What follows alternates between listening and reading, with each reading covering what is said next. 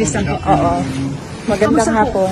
Kamusta po si Presidente? Yes, okay naman siya. Nagkita kami ni former President Rodrigo Duterte sa loob. Nandoon pa rin siya sa loob ng hospital. So, hindi pa siguro siya all clear. Base siguro sa assessments ng doctors niya. He's in very good spirits.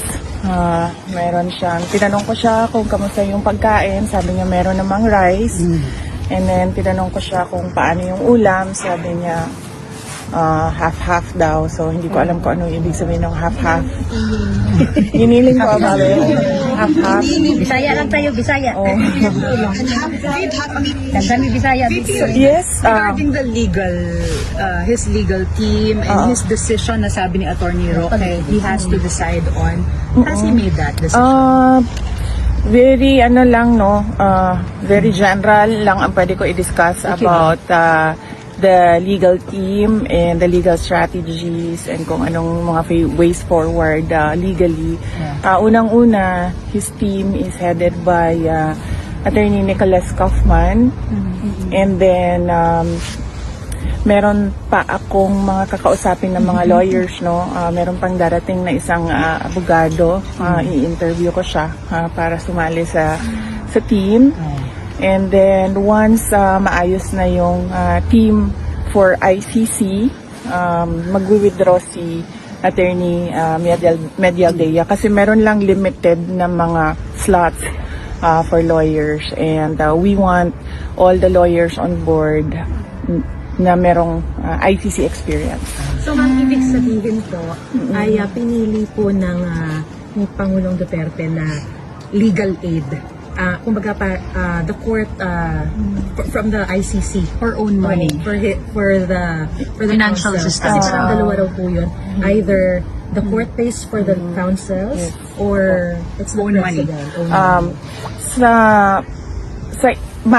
on that matter, no, it's best if you ask Nicholas Kaufman kung ano yung direction nila, since siya yung lawyer and si former President Rodrigo Duterte yung client.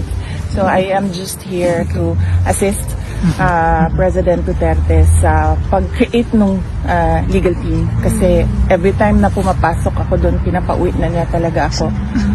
Yung pa rin na sinasabi. So, ma'am, ano pong sinabi niya sa kanya dahil pinapauwi na po kayo? Paulit-ulit kasi siya sa sinasabi niya na, what are you doing here? Umuwi ka na ng Pilipinas. So, ayun, inaayos ko lang yung legal team. Meron na akong i-interviewin na isa pang lawyer.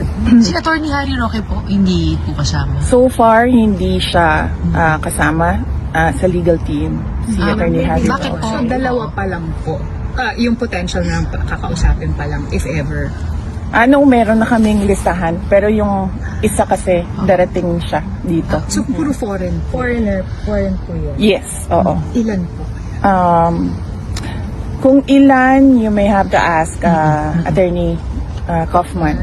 Bakit po hindi kasama si Attorney Roque? Well, because hindi pa kasi na-establish kung ano yung basis ng pag-stay niya dito sa Netherlands, and we don't want complications ba. Gusto namin nakatutok talaga yung lawyers doon sa kaso. And right now I heard applying for asylum. He publicly announced that already, no. So we want him to focus on his asylum, and then we want our lawyers to focus on the case. Yun po yung ginagamit niyang basis din, no, to be able to get that asylum, sabi po niya. So he can defend the former president. Well, that is a matter that he has to discuss with former President Duterte, no. But right now, he's not nominated as a lawyer. Okay.